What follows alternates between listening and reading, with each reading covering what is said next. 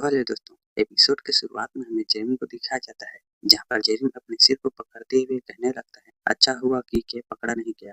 हमें ग्रैंडफादर को दिखाया जाता है जो चिल्लाते हुए जेरेमी से कहने लगते हैं, जेरेमी क्या तुम्हें अलेक्जेंडर की फिक्र नहीं है? तुम इतने खामोश क्यों हो?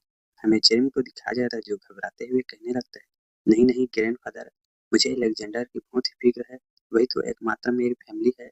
हमें ग्रैंडफादर को दिखाया जाता है जो जेरेमी को देखते हुए कहने लगते हैं, तुम चिंता मत करो, हम अलेक्जेंडर को जरूर ढूंढ लेंगे। अगले सीन में हमें जंगल का सीन दिखाया जाता है, जहाँ पर वह लेडी साइंटिस्ट हेवन के जख्मों को साफ कर रही होती है। तभी वहाँ पर ग्रैंडफादर और जेरेमी हेवन को ढूंढते हुए आ जाते हैं।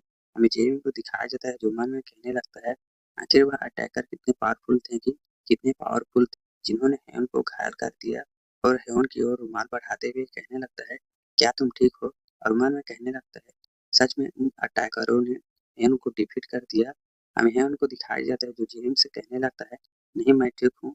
हमें उस लेडी साइंटिस्ट को दिखाया जाता है जो कहने लगती है, लेकिन उन लोगों ने उस बेबी गेस्ट को किडनैप कर लिया। हमें उसी छोटी बच्ची को दिखाया जाता है, वह जियोंसू फैमिली की डॉटर होती है। हमें हेवन को दिखाया जाता है जो गुस्सा होते हुए कहने लगता है, यह सब कुछ मेरी गलती है। तभी जेम्स हेवन से कहने लगता है, पहले हमें हॉस्पिटल चला जाना चाहिए। और मन में कहने लगता है, वह वही लड़की है जो के साथ थी। हमें ग्रैंडफादर को दिखाया जाता है जो गुस्सा होते हुए हेवन से कहने लगते हैं, सच में तुम एक बेवकूफ हो। और उन विलनों को याद करते हुए हेवन से कहने लगते हैं, वह लोग विलन हैं, आखिर तुम इतनी बड़ी गलती कैसे कर सकते हो? हमें जेरू को दिखाया जाता है जो ग्रैंडफादर को रोकते हुए कहने लगता है, ग्रैंडफादर आप शांत हो जाइए। हमें हेवन को दिखाया जाता है जो कहने लगता है, मैं लैब का रिसर्च डायरेक्टर हूँ, इसलिए इसकी प्रोटेक्शन मेरी जिम्मेदारी है। और नीचे बैठे हुए कहने लगता है, लेकिन मेरी वजह से वह छोटी बच्ची किडनैप हो गई, मैं उसे बचा नहीं सका। हमें ग्रैंडफादर को दिखाया जाता है जो जाते हुए कहने लगते हैं, हमेशा तुम तो स्मार्ट होते हो लेकिन इस बार तुमने गलती कर दी। हमें ह्योन को दिखाया जाता है जो बचपन से ही बहुत ही स्मार्ट होता है। ह्योन अपने पास्ट को याद करने लगता है जहाँ पर वह अपने अंकल के साथ मिलकर लड़ रहा होता है। हमें ग्रैंडफादर को दिखाया जाता है जो ह्योन से कहने लगते हैं, तुम एक इंचार्ज हो फिर भी तुमने एक बहुत बड़ी गलती कर दी है। हमें जेम को दिखाया जाता है जो ग्रैंडफादर को रोकते हुए कहने लगता है, ग्रैंडफादर पहले हमें ह्योन को हॉस्पिटल ले जाना चाहिए। तभी जेरेम का फोन बजने लगता है।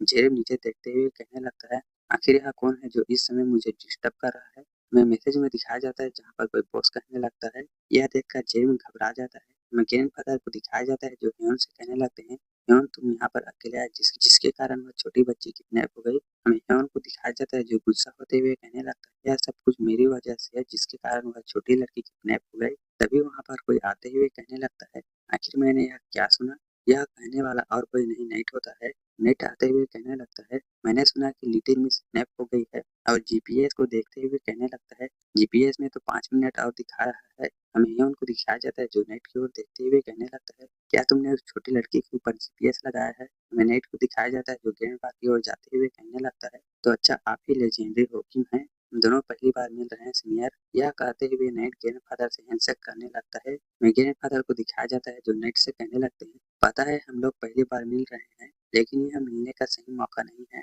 हमें नाइट को दिखाया जाता है जो गुस्सा होते हुए कहने लगता है, आखिर लेजेंडरी हॉकिंग और रिसर्च डायरेक्टर के होते हुए भी आखिर मेरी मिस कैसे किडनैप हो गई? तुम दोनों मेरी लिटिल मिस को किडनैप होने से भी नहीं बचा सके। क्या तुम लोग सच में एक असली हीरो हो? और उन दोनों की ओर देखते हुए कहने लगता है, अब मैं अपनी मिस को खुद ही बचा लूंगा। हमें नाइट के ऊपर 2 ड्रोन को दिखाया जाता है। नाइट अपने सिर को पकड़ते हुए कहने लगता है, मुझे लगता है कि मुझे अकेले ही जाना चाहिए। हमें उनको दिखाया जाता है जो अपनी एबिलिटी का इस्तेमाल कर रहा होता है और गुस्से के साथ कहने लगता है, यह बहुत ही सीरियस सिचुएशन है। और उससे कहने लगता है, मैं तुम्हें साबित कर दूंगा कि मैं एक हीरो हूँ। हमें उस नाइट को दिखाया जाता है जो कहने लगता है, आखिरकार वह गुस्सा हो ही गया। हमें उस लेडी साइंटिस्ट को दिखाया जाता है जो कहने लगती है, सभी लोग साथ हो जाइए। और मन में कहने लगती है, आखिर हमारा मौका आ ही गया, अब हम एसोसिएशन के मेन ब्रांच पर अटैक कर सकते हैं। हमें ग्रैंडफादर को दिखाया जाता है जो नाइट की ओर बढ़ने लगते हैं। तभी जेरेम नाइट और ग्रैंडफादर के बीच में आ जाता है और उन्हें रोकने के लिए कहने लगता है। नाइट भी जेरेम को यह सब कुछ करते हुए देखने लगता है।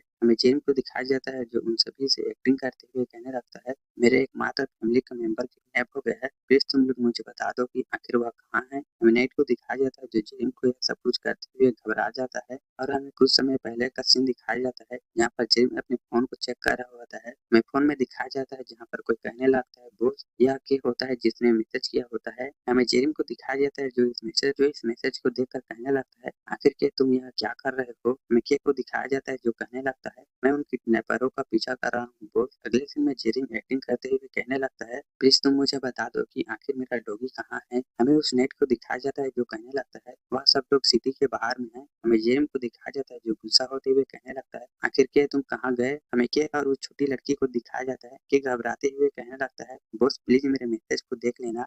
अगले सीन में हमें उस छोटी लड़की को दिखाया जाता है जो चमकती हुई आंखों के साथ कहने लगती है क्या एक मिस्टर? हमें के को दिखाया जाता है जो जेरिम को मैसेज करने लगता है और फोन को नीचे रखते हुए कहने लगता है ठीक है मुझे अब जाना चाहिए। तभी कोई उन लोगों के पास आने लगता है। हमें दिखाया जाता है यह उन अटैकरों में से एक होता है। वह अटैकर आते हुए कहने लगता है आखिर एक फोन यहाँ क्या कर रहा है? यह कहते हुए वह उस फोन को उठा लेता है। हमें के को दिखाया जाता है जो मन में कहने लगता है यह मेरी लाइफलाइन है इसे कुछ मत करो। हमें उस अटैकर को दिखाया जाता है जो स्माइल करते हुए उस फोन को तोड़ देता है। मिक्के को दिखाया जाता है जो घबराते हुए मन में कहने लगता है यह फोन मुझे बॉस ने दिया था। हमें उस छोटी लड़की को दिखाया जाता है जो उस आदमी को देखकर घबराने लगती है। हमें उस अटैकर को दिखाया जाता है जो किसी चीज को देख लेता है गुस्सा होते हुए कहने लगता है आखिर वह कहाँ गया? मिक्के को दिखाया जाता है जो वहीं पर छिपा हुआ होता है। अगले सीन में हमें एक बिल्डिंग का सीन दिखाया जाता है जहाँ पर फादर इन लोग गुस्सा होते हुए कहने लगते हैं आखिर उन लोगों की हिम्मत कैसे हुई एक छोटी लड़का हमारे फैमिली के मेंबर को किडनैप करने की? यह कोई भूलने वाली बात नहीं है। हमें यूनली को दिखाया जाता है जो कहने लगता है रिसर्च के अनुसार विलन एसोसिएशन के लोग यहीं पर हैं और यूनली याद करते हुए कहने लगता है उस अटैकर को बॉस लाइटनिंग एबिलिटी यूज करता है। हमें फादर इन को दिखाया जाता है जो गुस्सा होते हुए कहने लगते हैं वह विलन बहुत ही बेकार है जो लोगों को हॉस्टेज बनाते हैं। हमें मदर इन को दिखाया जाता है जो कॉल करते हुए कहने लगती है ठीक है हम लोग अटैक करने वाले हैं सब कुछ प्रिपेयर कर लो। अगले सीन में हमें यून और जेरिम को दिखाया जाता है जहाँ पर यून जेरिम से कहने लगता है जेरिम तुम चिंता मत करो मैं तुम्हें गार्ड करूंगा और हेवन हेन को गार्ड कर रहा होता है। हमें फादर इन को दिखाया जाता है जो गुस्सा होते हुए कहने लगते हैं ठीक है अब चलो काम करने की बारी है। हमें यून को दिखाया जाता है जो जेरिम से हंसते हुए कहने लगता है ठीक है जेरिम तुम चिंता मत करो मैं तुम प्रोटेक्ट करूंगा। हमें जेरिम को दिखाया जाता है जो खड़ा होते हुए कहने लगता है वैसे तो अभी इसकी जरूरत नहीं है और यून से कहने लगता है मुझे वॉशरूम जाना है। हमें यून को दिखाया जाता है जो हाथ उठाते हुए कहने लगता है ठीक है मैं भी तुम्हारे साथ वॉशरूम चलूंगा। अगले सीन में हमें यून को दिखाया जाता है जो वॉशरूम के बाहर खड़ा हुआ होता है। अंदर से जेरिम जे से कहने लगता है क्या तुम्हें के का पता चला कि आखिर वह कहाँ है? हमें जे को दिखाया जाता है जो जेरिम से कहने लगता है बॉस अभी तक हमें के बारे में पता नहीं चला है लेकिन आप चिंता मत कीजिए उन लोगों ने एक छोटी लड़की को किडनैप किया है वह लोग जरूर पकड़े जाएंगे। अगले सीन में हमें दो जेरिम को दिखाया जाता है। जेरिम चलते हुए कहने लगता है तो ठीक है यह प्लान डी की बारी है। हमें जेरिम के बगल में एक और जेरिम दिखाया जाता है दरअसल यह और कोई नहीं क्यों होती है। हमें जेरिम को दिखाया जाता है जो क्यों से कहने लगता है ठीक है क्यों अब यूं तुम्हारे हवाले है। हमें यूं को दिखाया जाता है जो जेरिम से कहने लगता है जेरिम क्या तुम यहाँ हो? अगले सीन में हमें क्यों को दिखाया जाता है जो स्माइल करते हुए कहने लगती है ठीक है मैं यहाँ हूँ। यह कहते हुए वह दोनों वहां से जाने लगते हैं। हमें यून को दिखाया जाता है जो क्यों की ओर देखते हुए कहने लगता है मुझे जेरिम कुछ अलग क्यों लग रहा है। अगले सीन में हमें किसी को दिखाया जाता है जो बिल्डिंग के ऊपर से कूदकर जाने लगता है।